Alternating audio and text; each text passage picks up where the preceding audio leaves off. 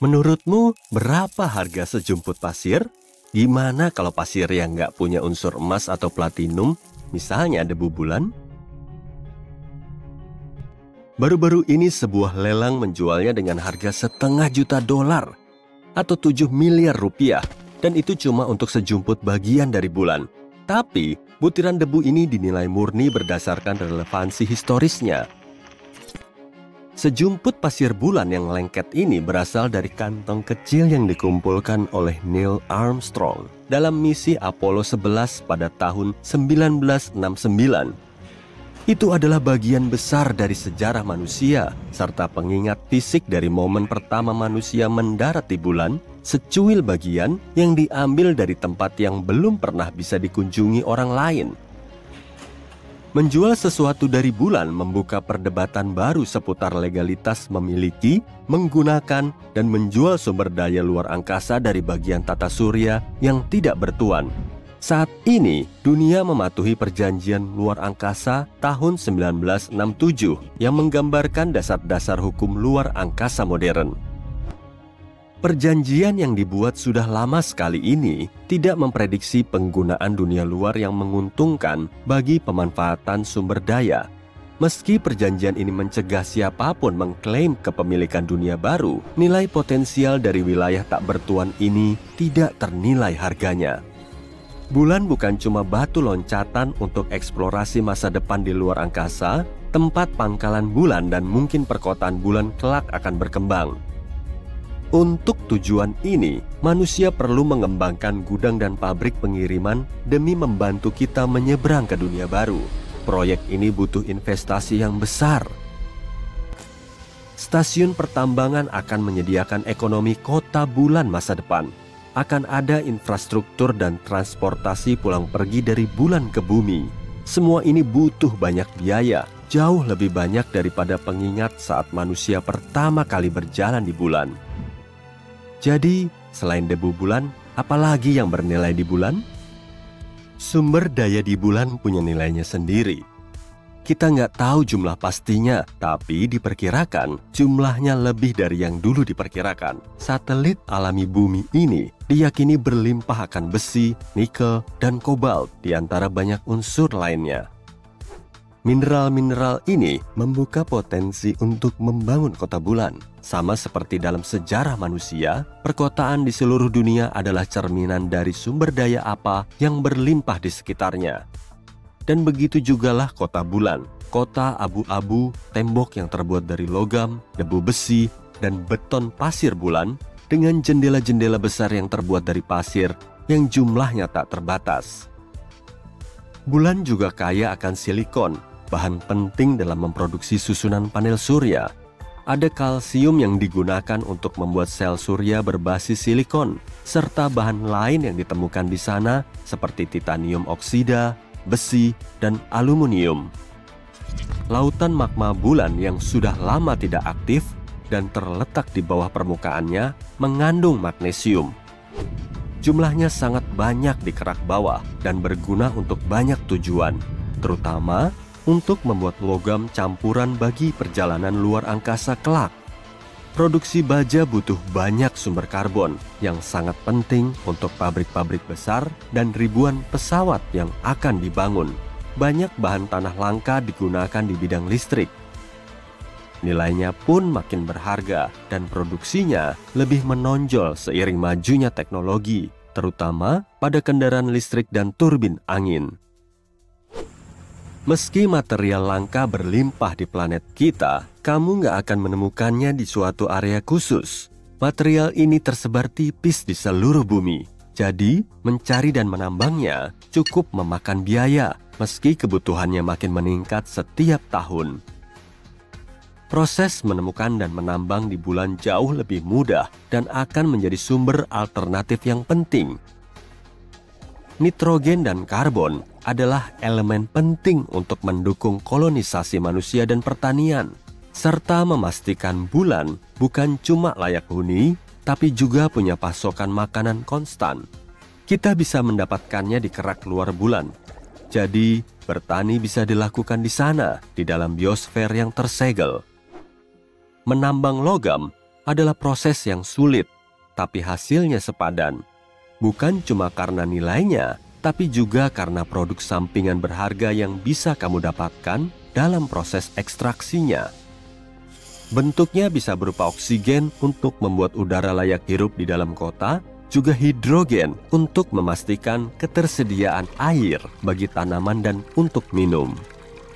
Sumber daya yang berharga bukan cuma datang dari balik permukaan bulan. Potensi tenaga suryanya juga sangat besar, sehingga bisa memastikan pemungutan gelombang surya untuk menghidupi kota bulan. Fakta bahwa bulan tidak punya atmosfer tebal dan tidak ada gangguan cuaca menghilangkan hambatan utama yang ada di bumi. Energi yang diciptakan mungkin cukup untuk semua kebutuhan di bulan, dan dalam jangka pendek juga bisa membantu menyelesaikan banyak masalah listrik di bumi. Mengekstraksi sumber daya dan kebutuhan manufaktur akan signifikan seiring berjalannya waktu. Saat kota bulan makin tumbuh dan manusia menjangkau lebih jauh keluar angkasa, kita akan butuh lebih banyak energi.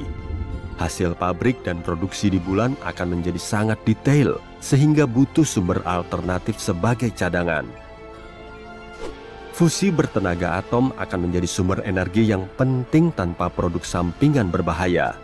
Ini akan lebih aman daripada teknologi saat ini yang menggunakan uranium.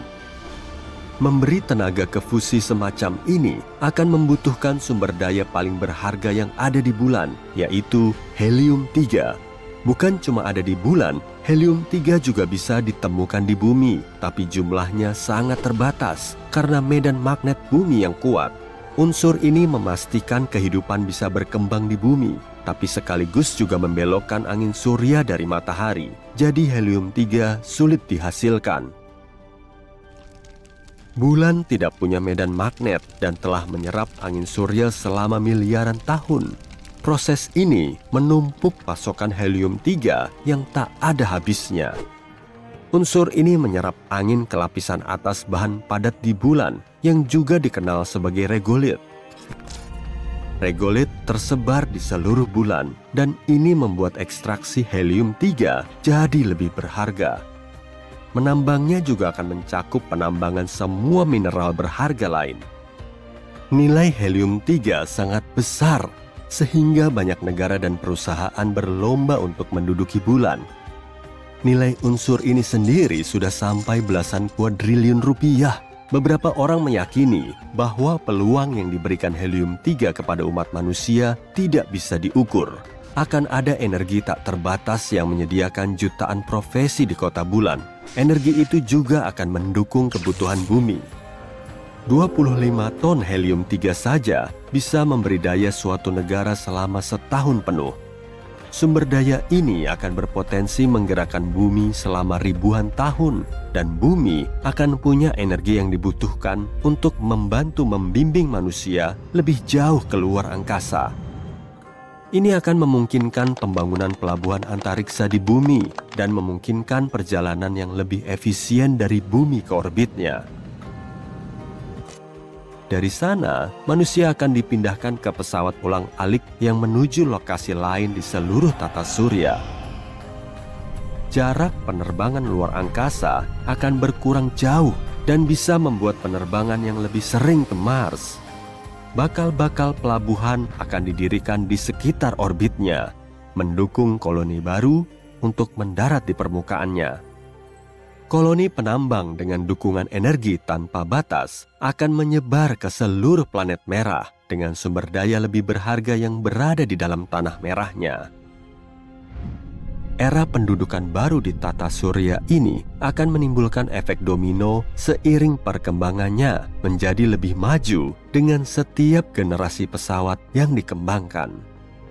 Perjalanan akan makin efisien karena helium-3 akan terus membantu memajukan teknologi kapal penjelajah luar angkasa. Pos-pos terdepan akan dibuat di bulan Jupiter dan Saturnus, mulai dari meneliti potensi kelayak hunian di Eropa atau Enceladus, hingga melanjutkan tradisi penggalian sumber daya berharga di setiap lokasi.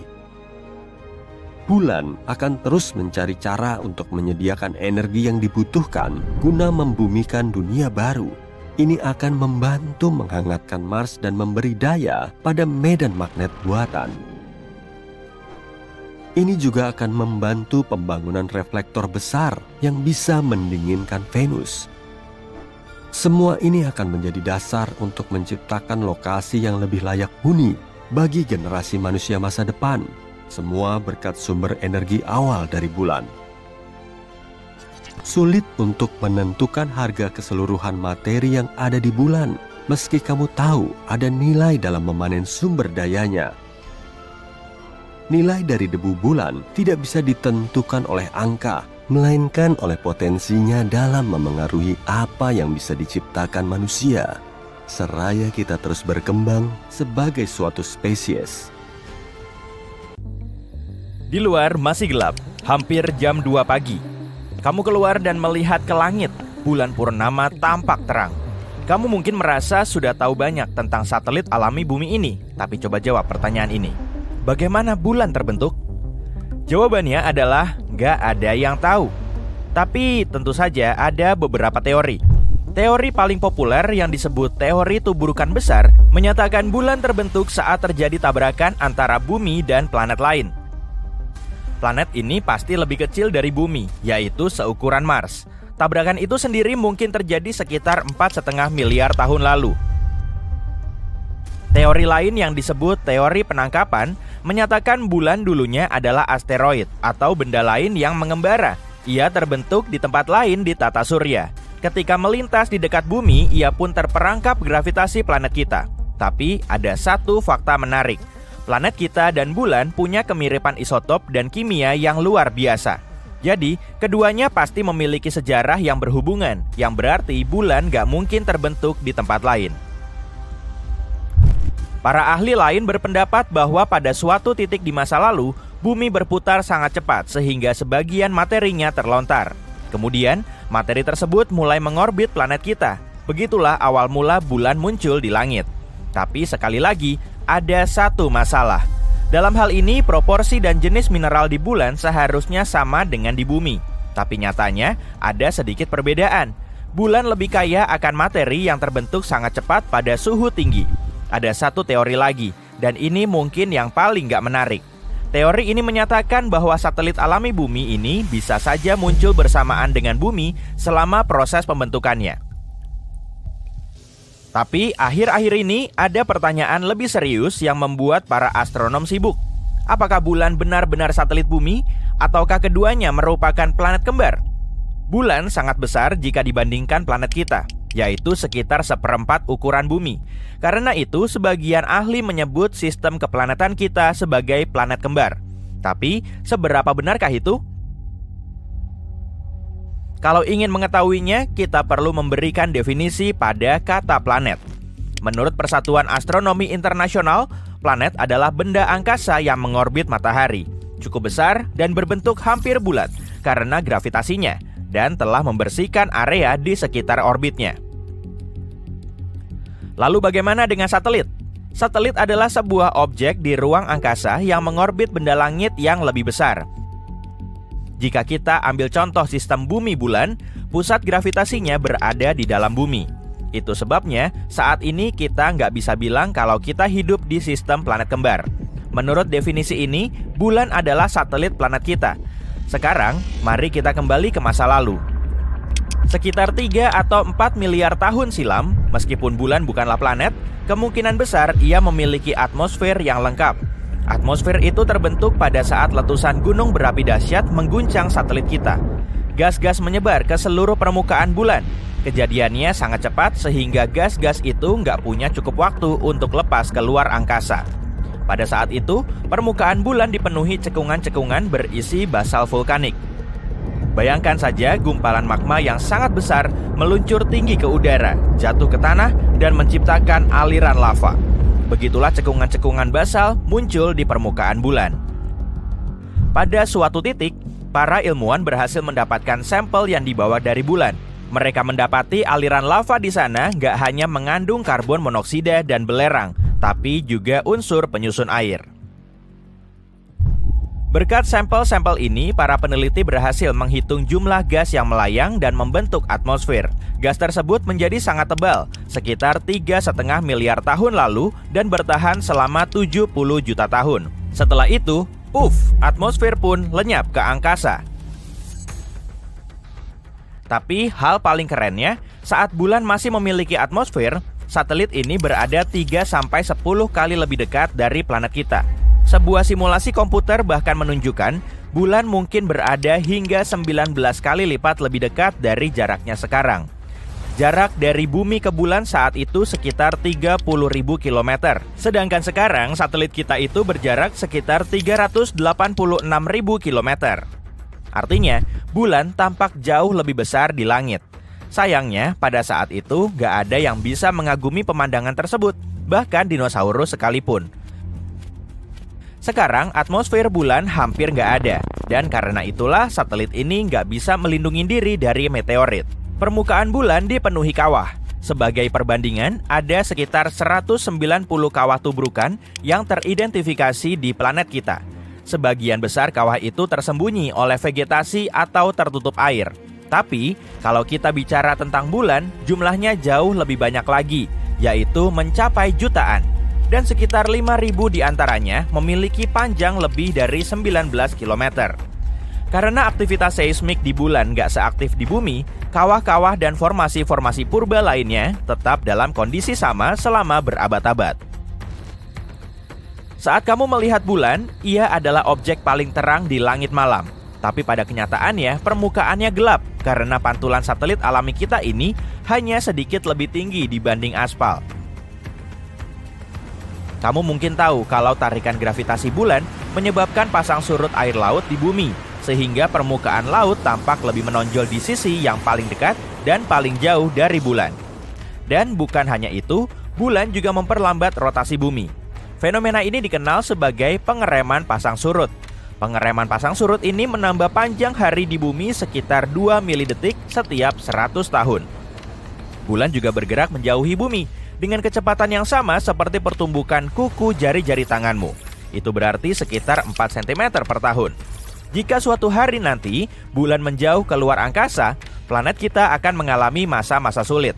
Tanpa efek gravitasi bulan, sudut kemiringan bumi akan berubah drastis. Dari nggak ada kemiringan sama sekali, yang berarti nggak ada musim, sampai kemiringan sangat besar yang mengakibatkan cuaca ekstrim.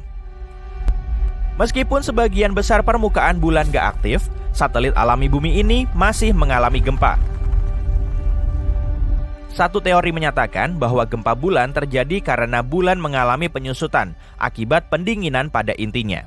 Para ilmuwan mengatakan bulan sudah menyusut sekitar 45 meter dibandingkan beberapa ratus juta tahun lalu. Untuk lebih mudah memahaminya, bayangkan buah anggur yang berubah menjadi kismis. Buah anggur akan mengerut dan menyusut. Hal yang sama juga terjadi pada bulan. Ia menyusut dan mengerut, tapi gak seperti anggur. Bulan gak memiliki kulit yang lentur. Permukaannya keras dan rapuh. Jadi, seiring ukurannya mengecil, kerak bulan akan retak dan pecah. Lalu potongan-potongannya terdorong ke bagian yang lain. Mau tahu hal keren lainnya tentang bulan? Sebuah penelitian terbaru mengatakan bahwa bulan memiliki ekor. Dan setiap bulannya, ekor itu melingkari planet kita seperti syal. Ekor ramping ini terdiri dari jutaan atom natrium, dan planet kita secara teratur melintas melaluinya. Hantaman meteor melontarkan atom-atom natrium ini keluar dari permukaan bulan dan lebih jauh ke angkasa. Selama beberapa hari setiap bulan, bulan berada di antara matahari dan planet kita. Saat itulah gravitasi bumi menarik ekor natrium itu. Planet kita menyeretnya menjadi sebuah garis panjang yang melingkari atmosfer. Ekor bulan ini sama sekali nggak berbahaya. Ekor ini juga nggak terlihat oleh mata manusia. Kira-kira 50 kali lebih redup dari yang bisa dilihat oleh mata kita. Tapi, sesekali teleskop super canggih bisa menangkap cahaya kekuningan yang redup di langit. Ekornya tampak seperti titik berkilauan yang berdiameter 5 kali diameter bulan.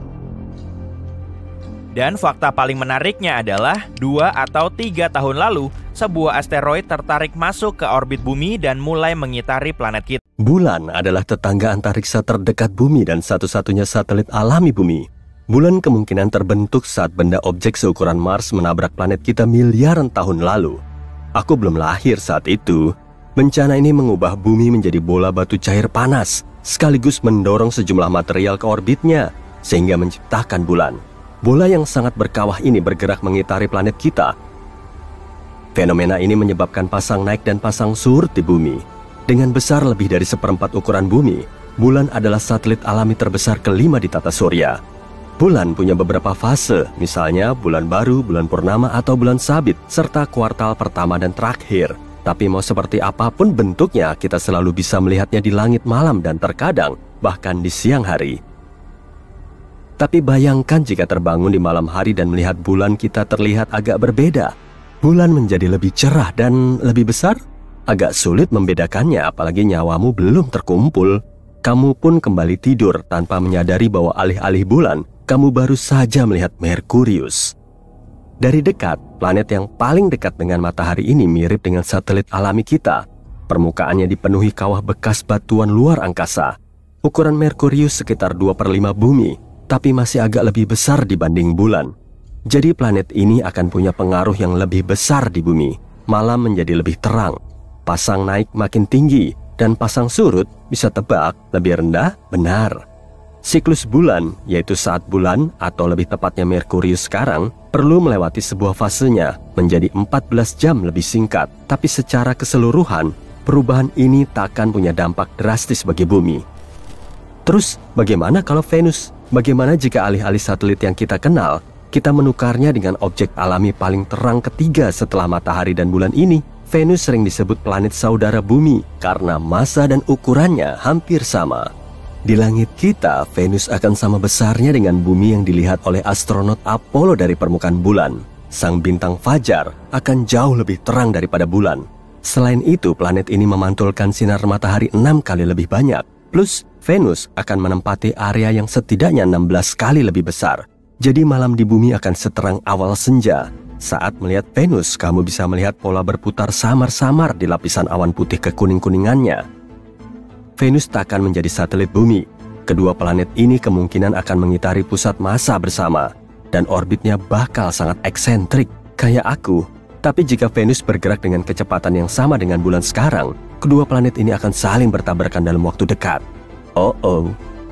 Oke, coba ganti lagi sama yang lain. Kalau Mars menggantikan bulan di langit kita, kamu pasti akan menyadarinya.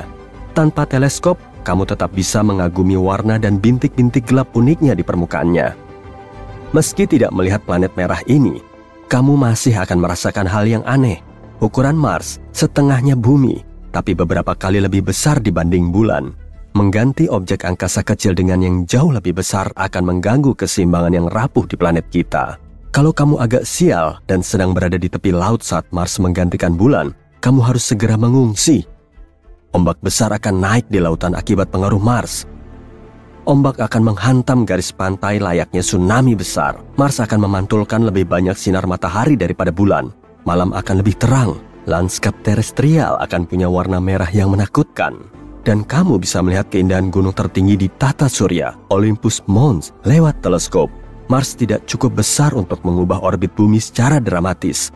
Namun seiring waktu, kedua planet ini mungkin akan mulai mengorbit satu sama lain, menciptakan sistem planet biner. Dan karena sekarang Mars sangat dekat, perjalanan ke sana bisa menjadi kenyataan. Oke, sekarang jangan tanggung-tanggung. Kalau Jupiter menggantikan bulan, bumi sebagai planet takkan ada lagi. Bumi akan langsung berubah menjadi bulan baru bagi planet terbesar di tata surya ini. Satu-satunya efek positif dari perubahan ini adalah kita bakal punya pemandangan langit yang indah. Jupiter puluhan kali lebih besar daripada bulan. Bola raksasa bergaris indah ini akan menutupi hampir seluruh cakrawala. Kalau kamu sempat menikmati pemandangan ini, kamu akan melihat awan kuning, coklat, merah, dan putih mengambang di atmosfer Jupiter. Sayangnya, tarikan gravitasi sang raksasa gas akan menyebabkan gempa bumi, letusan gunung berapi, dan tsunami dadakan. Mantel dan kerak bumi akan tertarik ke Jupiter, sehingga menghancurkan planet kita. Bumi akan meregang dan ditekan dengan kekuatan sedemikian rupa, sehingga permukaannya akan menonjol bolak-balik lebih dari 100 meter. Sayangnya, kecepatan bumi cuma 10% dari kecepatan yang dibutuhkan agar kita tetap berada di orbit Jupiter. Jadi planet kita yang lamban akan menabrak sang raksasa gas dalam waktu kurang dari sehari. Duh, ngeri tuh, jadi jangan nabrak ya. Sekarang, kalau Saturnus menggantikan bulan, pemandangannya wajib kamu lihat. Planet ini lebih dari 35 kali lebih besar dibanding bulan. Artinya, bola emas raksasa ini akan menutupi 18 derajat langit. Dan cincinnya akan membentang lebih jauh dari ujung cakrawala ke ujung lainnya. Hei, kalau kamu suka, kamu wajib kasih dia cincin. Bumi akan lebih jauh dari sang raksasa gas dibanding bulannya sendiri, Dion. Dan karena Saturnus jauh lebih kuat daripada planet kita, Bumi yang akan berubah menjadi satelitnya, bukan sebaliknya. Sayangnya, kecepatan rotasi Bumi takkan cukup untuk mengimbanginya, dan kemungkinan akan menabrak planet yang jauh lebih besar itu dalam 1 atau 2 hari. Tapi sebelum terbakar di atmosfer Saturnus, kita harus melewati cincinnya yang indah. Cincin ini terdiri dari potongan komet, asteroid, dan bulan yang hancur. Melewati puing-puing antariksa ini tidak mudah loh. Selain itu, planet kita harus menghindari bulan Saturnus yang jumlahnya ada 53. Tapi bagaimana jika bumi tidak jatuh dan berubah menjadi bulan ke-54 Saturnus? Kalau begitu, tarikan gravitasi sang raksasa gas akan menyebabkan pergeseran tektonik besar-besaran di bumi. Kerak planet kita akan hancur sampai tidak ada yang tersisa. Ngeri juga nih. Uranus dan Neptunus sama-sama raksasa es. Kedua planet ini punya ukuran yang sama, lebih besar dari bumi, tapi lebih kecil daripada Saturnus dan Jupiter. Keduanya punya interior yang dingin, atmosfer yang dalam, dan warna yang mirip, yaitu hijau kebiruan yang sangat indah. Kalau salah satu dari planet ini menggantikan bulan, konsekuensinya akan sama. Jadi mari lempar koin dulu. Oke, hasilnya Neptunus yang akan kamu lihat di langit suatu hari nanti. Neptunus 14 kali lebih besar daripada bulan. Planet ini akan mirip balon udara panas warna biru terang di langit. Bukan cuma pada malam hari, tapi juga di siang hari. Neptunus akan terlihat 15 kali lebih besar daripada matahari. Jika semua tetap sama, gerhana matahari bisa terjadi sampai berabad-abad. Begitu matahari menghilang di balik tepi Neptunus, planet kita akan jatuh ke dalam kegelapan total selama 1,5 jam lebih. Massa Neptunus 17 kali lipatnya bumi, dan tarikan gravitasinya jauh lebih kuat.